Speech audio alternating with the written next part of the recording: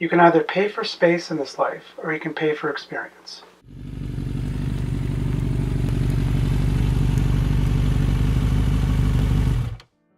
Top 5 questions asked specific to Canadian full-time RVing.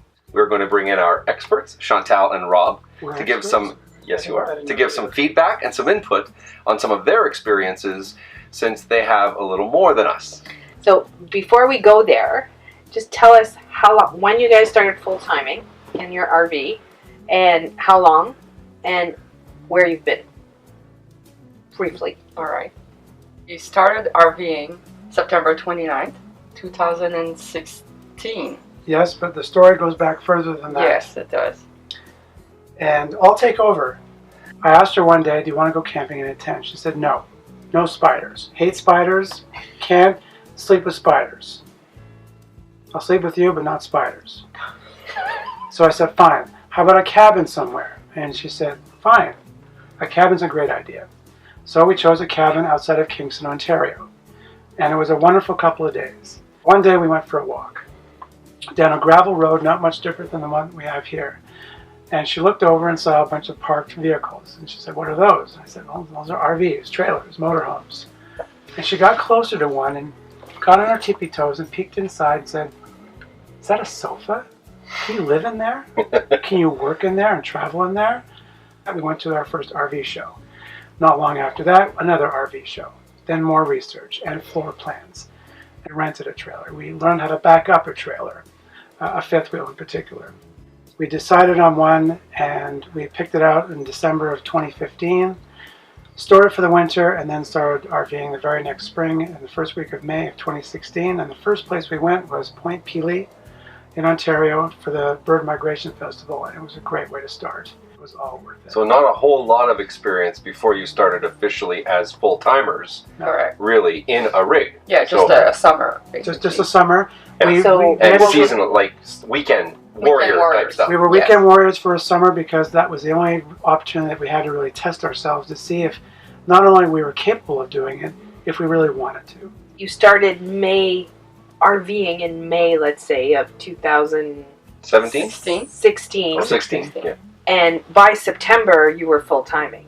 End of September, yes. You guys also have a blog or something? Yes. Okay, so what's the name of your blog? What's the website? Our website is candidcaravan.ca. And we'll link that below as well in the description. So the first question is, what do you do for an address and your mail? The laws in Canada state that you need an actual physical address. Bricks and mortar. Bricks and mortar to have a driver's license, health insurance, any kind like that. You need to have an actual physical address, which I believe is different from U.S. citizens. What do you do for your address? Get in touch with friends and family and just, find someone who's willing to have you move in, rent a room or whatever, and then, change your address there. And so is your residential address the same as your mailing address? Yes, it is. Okay. Yes. So we do that a little bit differently. So we have a residential address. So we, like them, rent a room at one of my cousin's places. But then we do have a mailing address, which is a UPS box. In southern Ontario, which then can transfer our mail wherever we go. The advantages to UPS is that they have locations all over North America. So regardless of the city we're in, if we feel that it's time for us to receive our mail, we can just ask them to forward from our home location to whichever, closest location to the city that we're in at the time. Now that being said, we're going to ask you as viewers, if you guys have other options that you do for mail, please let us know. We've come across a few other different ideas, but let us know what it is that you guys do for mail. I'm curious, and I'm sure you guys are too. Second question, and this one's a big one. Insurance. Car insurance, life insurance, health insurance, all of the insurances. What have you guys done about insurance? So, because we're not employed by a company anymore, we don't have health insurance. So, and we chose for the moment not to have our own private insurance. And as for car and RV insurance, we are insured as full-time RVers, and we are insured to drive across Canada and US. A lot of insurance companies will require, will not let you leave your province of residence for longer than 6 months in a row, or your insurance is null and void. So you have to find an insurance company that will allow you to do that. So I'm really stressing that right now because a lot of people don't realize that, and you should really call your insurance company and make sure, because we weren't told that till the last minute, that all of a sudden, by the way, if you leave your Ontario for more than 6 months, your insurance will be null and void. That's on vehicle insurance and RV insurance and motorcycle insurance, actually, for us. You look like you're stressing it. Yeah, so there are insurance companies that will do it. You just need to check with your local insurance. Now, of course, keep in mind that the 4 of us are from Ontario, so we're giving you information as per Ontario, so just make sure you check your own provincial laws because they're different. So there's also health insurance. So every province within Canada has its own health insurance that, what's the word I'm looking for? It varies from province to province as far as what coverages we have and what's available to us. And when we're traveling across the country, what we get for coverage in Ontario may not be available in Manitoba or Saskatchewan or British Columbia. And definitely not available in the US. Absolutely not. Oh. So it's very important that when you are traveling, that you get some extended medical insurance. As per, Ontario health insurance, they don't allow you to leave, like you'll lose your coverage if you leave the province for more than 6 months. But you can apply for an extension. Number 3, do you park somewhere stationary or do you travel? What's your take on stationary or travel? Chantal. Yes. Well, the way we see it is that if you have wheels, you're meant to travel. But I know sometimes circumstances makes it impossible to travel. Sometimes you want to save money and stay somewhere for a month instead of just 4 days. So, but for us, we really wanted to explore, so that meant traveling, and I think the longest we've stayed somewhere was 2 weeks. So. In the last 2 years? Yes. Wow, that's great. Just because you're not mobile doesn't mean you're not an RVer. Right. As long as you live in an RV and work in an RV, then you're an RVer. Jill and I were stationary for the first year of our RVing, and we quite enjoyed it. I enjoyed the familiarity of. I enjoyed being familiar with everything that was close by and stuff like that, and the neighbors, and we got to know everybody and stuff like that. I enjoyed that. We were stationary because you were still working your 9-to-5 job. And but we wanted to sell at an exact time because of the market, so we sold and just started living in our. Okay. Number 4, border crossings. I would imagine you've crossed the border, Yes. on a number of occasions. Yeah, there's only one real border, isn't there? Yes, there is. For us. My first question is it harder to go in the U.S. than it is to come back to Canada? What's the most stressful? Well, definitely going into the U.S., in my opinion. For us as Canadians, yes. For Americans going back, I suppose it's the reverse, right? As it would be for us. But Yes. I don't think that's true. I think it depends on who you meet. So what are some of the factors that come into play that make it a little more stressful? Is it what you're bringing? Is it like why you're going, how long you're going? Because there's a lot of factors there that you have to take into consideration. And how quickly and efficiently can you answer their questions? And without sweating. And, so you've been pulled over? yeah. Yes. And how was that experience? Oh, it was inconvenient. It's stressful. Okay. Yeah, it's stressful, inconvenient, 45 minutes to an hour lost, but it's part of the game. Yeah, it's their job to defend their country. So, and we didn't have anything to hide. It's just that, you know, you have this fear of, did I forget something? Yes. Or did I? Yes. Yeah. And also, you know, like they're armed and they have the power to say, no, you're going back. Yeah. Right. If they turn you away, then what's your plan B? Right. And that's why every RVer has to have a plan B.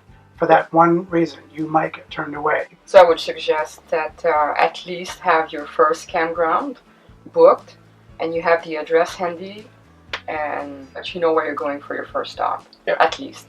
What's important for people to know is that when we are in the U.S. as Canadians, we cannot work unless we apply for a work visa. Exactly. So if we're going down there to spend the winter down there, then we're kind of like snowbirds, regardless of what age you're at and what your intentions are. But at the end of the day, we are not allowed to work in the U.S. Yeah. And the expectation is that you're not seeking work down there either. Right. You're there to vacation and nothing more. That's it. Perfect. Okay.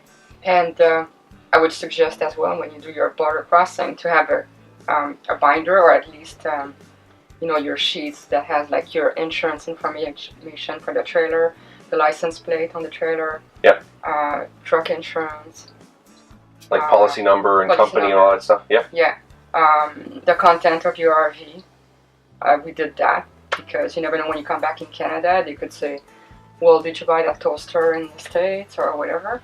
So anyway, that might be overkill, but we have a binder with all the insurance papers for the truck, for the RV, like all the details, contact numbers, your travel insurance. We even had like the storage location address, just to prove that we were Canadians. So, So that's going into the U.S. So coming into Canada. Now, of course, they ask you what you bought there, that kind of stuff. Have you ever had any kinds of struggles coming back into Canada? No. None. We had the stuff in the back seat, in a box, and all the receipts. So then we knew exactly how much we had spent, and just the booze. Yeah. Always alcohol and tobacco. Be prepared to answer questions about booze, tobacco, and any fruit or vegetables. Right. Yeah. And that leads us to our fifth, which would be telecommunications. Cell phones, internet, you know, those types of things. What kind of changes have you had to make to your plans in order to be sure that you had coverage wherever you were? During our first snowbird trip down towards Florida, we encountered challenges right away. I thought there were more choices down there for internet, cell phone, and far better networks. Boy, was I wrong. And we ended up just buying a Verizon device, a jetpack, and which was great. That provided you data? Yes. For internet? Yes. Okay. Was it expensive? Yes. Yeah. Was it twice as expensive as what we pay here in Canada? Yes, it is. And really? And I was surprised about that. I was also surprised about the limited choices that we had. We settled on a Verizon. We bought it. It ended up costing us about $110 a month for US for about 30 gigs of data usage. Cell phones. Wow, we both got. So we. I can't believe I can't remember the answer. I don't know the answer to these questions, and I'm supposed to. So because we're on the East Coast, we were told that Roam Mobility has good packages for snowbirds, and it's true. The coverage was good, and you also get a bit of data if you want for your phone, which was also. I mean, it was fast and it was good on the East Coast. Yeah, but except if you go into remote areas, then it's a bit more challenging. But I think it's still the most economical way to. What was the name of the company, sorry? Roam Mobility. Roam Mobility, okay. It was, I think, $40 a month, Canadian. Yeah. So you pay for your 6 months in advance. Okay. And they give you all your data at once. And was it unlimited calling, countrywide, Canada, US. North America wide? Yeah. Okay. Yeah. So you get a phone number and a SIM card, and you register on the network, and. But the network coverage wasn't all that great. Yeah. As soon as we got as far as Texas, it got spotty. It's really intended for. It's called a snowbird plan for a reason. The expectation is that you'll be on the East Coast, preferably in Florida, and that's where all the networks work best for you. Okay. But as far as making calls, no problem. So listen, we do really want to thank you, honestly, for coming in and speaking with us candidly about your experiences. We value your experience after having, been on the road longer than we have. And we will definitely take some of your tips and tricks and apply them to our future travel. Thank you very much. Best of luck on your journey and your adventure. Thank you. And whatever path that it takes you on. And there's so many out there. The more, when you go south this year, you'll be astonished at just how many roads there really are down there. I can imagine. And it's okay to get lost because it just brings you to another road.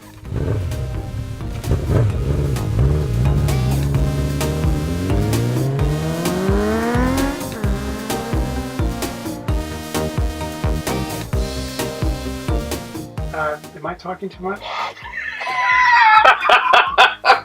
Good luck with editing that.